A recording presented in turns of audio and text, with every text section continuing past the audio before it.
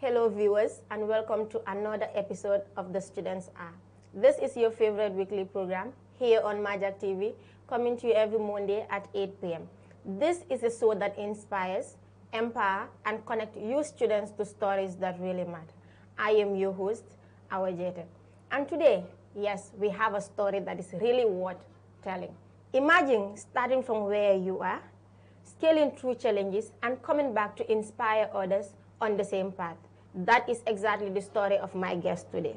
She is a proud alumna of the Media Academy for Journalism and Communication, currently pursuing a degree in journalism at the University of the Gambia. And not just that, she is also training the young generation of media practitioners right here at Majak. Her name is Adama Joof. Welcome, Adama, to the Students Are. It's a pleasure having you today. Thank you so much, Awa. Thank you for having me. It's good to be back home. Sure. So can you just tell the viewers more about yourself?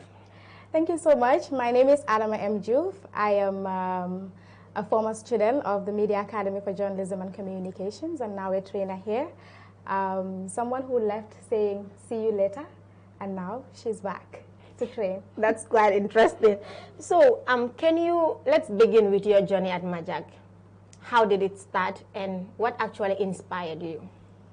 Okay, so my journey at Majak started in 2019 after completing high school.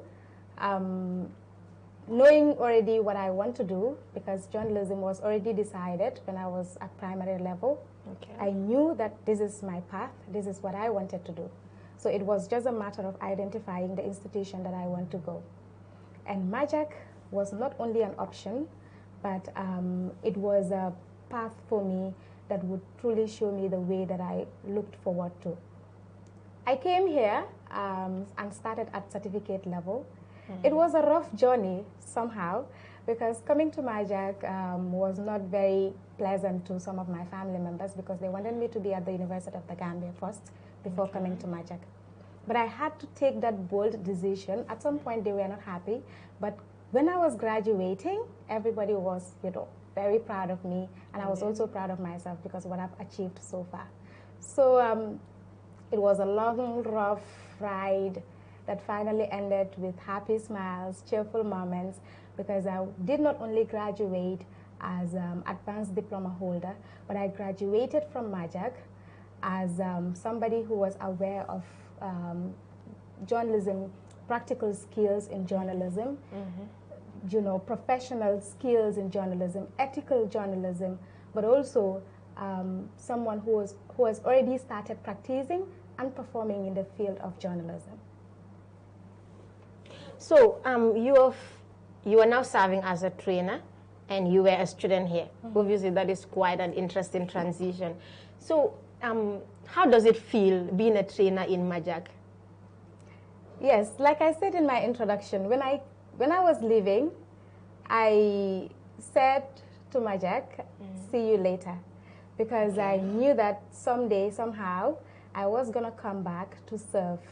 I was not thinking that I was coming to serve as a trainer, but in one way or the other, I already had this in mind of giving back to the institution, because Majak has instilled a lot in me. So that see you later, like I said, instead of goodbye, is what brought me back here. And when I came back, I was so proud and felt so fulfilled that the institution that once groomed me, I am back there to serve my fellow students, my fellow journalists, to be where I am, or even more than I am. So it's really a very, very fulfilling moment, and honestly I am so proud of my achievements, and I'm so proud of the institution as well. That is really inspiring. So what is the most valuable lesson that you've learned from Majak, and how is it shaping your current career? Very important. I've learned a lot from Majak. And one thing is, during our first session at Majak, we were asked this question: why do you want to study journalism? And that question was the most important thing that you can ask someone who is pursuing a path. And we had some students that were saying popularity, money, And then it was so clear from our managing director that if you want to study journalism for fame or for money, this is not your institution, or this is not your career path. Because journalism means so much more. So one thing is, Majak taught me that, or reminded me, because I already had this in mind, that I am choosing journalism not just to inform, but to transform. And when I got here, they gave me this environment, and they enlightened me on how do I take this path and how do I get there. And that was why, from the very beginning, all the stories that I've been working on were not just any story. They were real stories that were meant to make transformation. And that is the inspiration, that is the, the energy that Majak put in me until today. Anything that I want to work on is geared towards bringing impact, towards making change. That is the best thing that I've learned from this institution. The best thing so far. Yeah, so like you said, it wasn't the money, it wasn't the fame that actually motivated you to venture into journalism. So you said you've wrote stories. So can you tell our viewers just a bit of the stories that you wrote, maybe one or two, and what it was all about? Interesting. So most of the time in the Gambia, we have a regular form of journalism, which is going to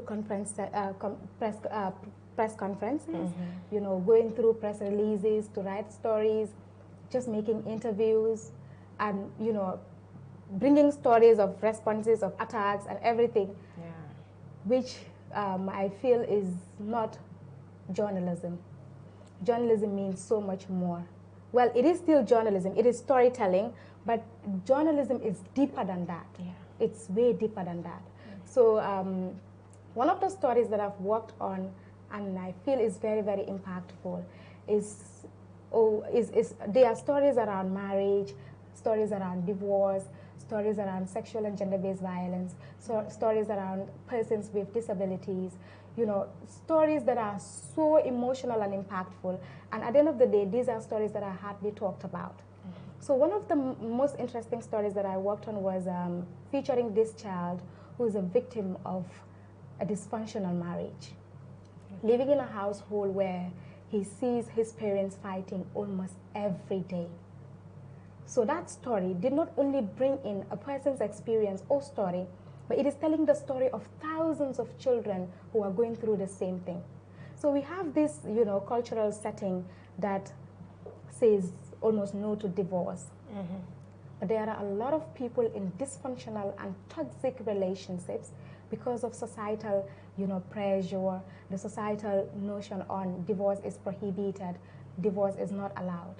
I am not advocating for that, for divorce, but it is very, very important that, we look at the settings and how children are suffering. Most of the time, children are victims of the choices their parents make. And these are stories that are not talked about. He was one victim, but there are thousands of people who are living through the same experiences. And that story helped me to navigate through this journey, bring out that person's story, involved religious leaders to talk about how children should be nurtured in homes and protected, to bring in also psychological perspectives to tell how these dynamics can affect children's growth and psychological well-being. And these are stories that really brought in a lot of change.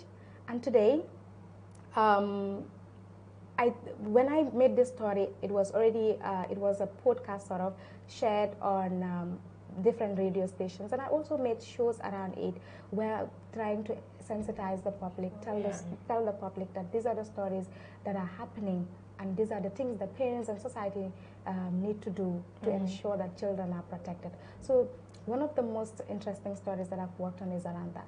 That is quite interesting and emotional as well. So I think it's really important that when we say that we journalists are the voice of the voiceless, I think this is what it really means. Yeah, so let's go to how you balance your work. You are a student at the university, you are trained at Majak, and you have your personal life. So how do you balance all of these things? Well, to be honest, I feel this youthful age of ours, like this age, is one of the most challenging because you are working so hard to create a career path for yourself. You're working so hard to be established with your, professional journey and everything. You're also working so hard to build a future for yourself. Sure. And balancing it with your personal life and everything can be challenging, but it's perseverance, commitment, and determination, and prioritizing the most important is what gets you there. Yeah. Yeah, so we don't have much time. Yeah, and sorry, another thing is at Majak, at a very early stage, you are taught to balance it. If you get into most of the certificate classes, almost everyone there is working. Yeah. They're going to school and they're working. Because what you're learning in school is almost what you're practicing outside. So you're groomed to do that. You're trained to balance it, but you're always reminded that this is very important. You need the skills. You need the professional skills. So prioritize that.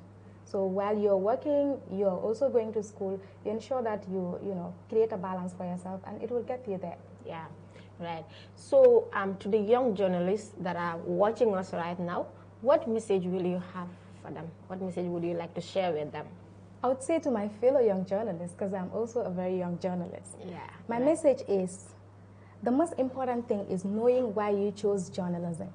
I chose journalism to transform, and I think every other person should also have a purpose in studying journalism.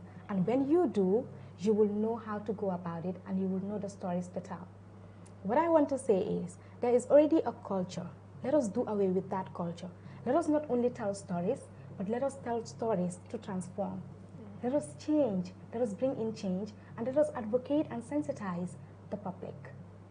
Journalism is a very, very important tool that could be used to bring in change.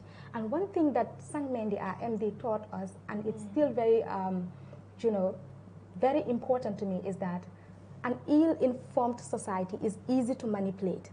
There are a lot of manipulations going on in this country. People are promised things that are never fulfilled. And journalism is one tool that we can use to bring in that change, to inform the public, to sensitize the public and bridge the information gap. So I think we have a lot of work to do. As young journalists, we have to start today. Let us not wait until we are there. Let us start from this and get there. And when we get there, change would have been achieved. Quite clear. And this is really inspiring. So we're really glad that you were here to give us your story. So we're really inspired. And then to say this, it's a perfect reminder that success doesn't have to, it has nothing to do with where you start, but actually the person and then the dedication that you put into your journey. So we are very grateful that you honored us this invitation. So to our viewers out there, this is all time could allow us. And thank you so much for joining us on this episode of The Students Are. I have been your host, Hour Ep5, and a very big thank you to our production team. Until we meet again next week, it's a bye from us.